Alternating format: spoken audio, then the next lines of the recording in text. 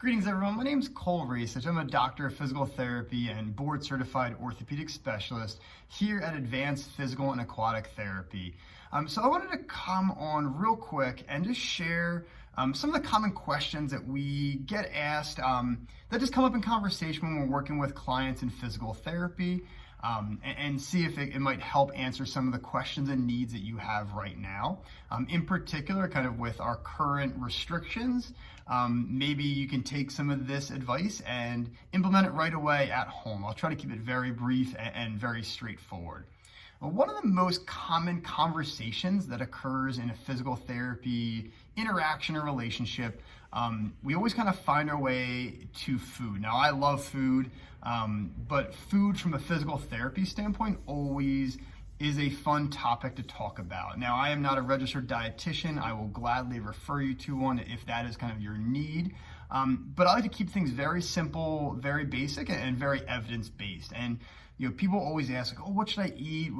What's wrong with what I'm currently eating? And we can kind of dig a little bit deeper into what the research says on some of our virtual journal clubs. But for the sake of this message, a lot of what we see Americans are not doing is we're not eating enough vegetables and we're not eating enough fiber. And those are two kind of categories that have huge implications for pain and inflammation. We see that when we eat our typical Western diet with a lot of meats, a lot of dairies, a lot of processed foods, those things can ramp up our inflammatory process and actually maybe cause some more pain in addition to the muscle ache or pain that we're dealing with in physical therapy. So fiber and vegetables are two things we need to eat more of.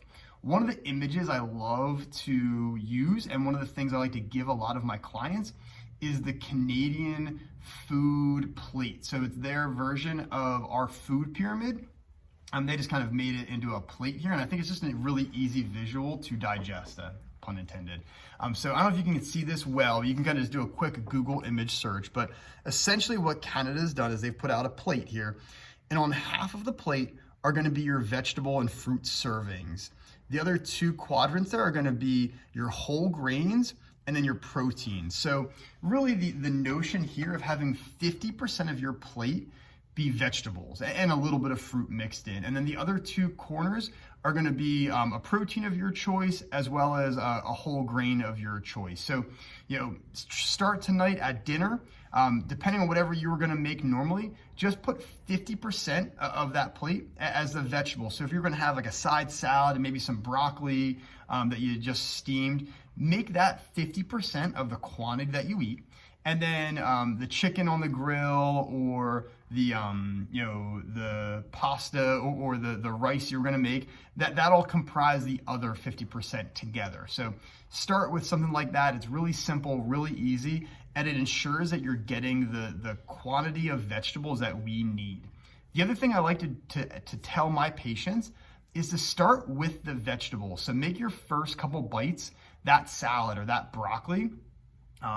And then you can kind of mix and match the other quadrants there. That makes sure that you're actually consuming those items and you're not saving them for last, which is what a lot of us do.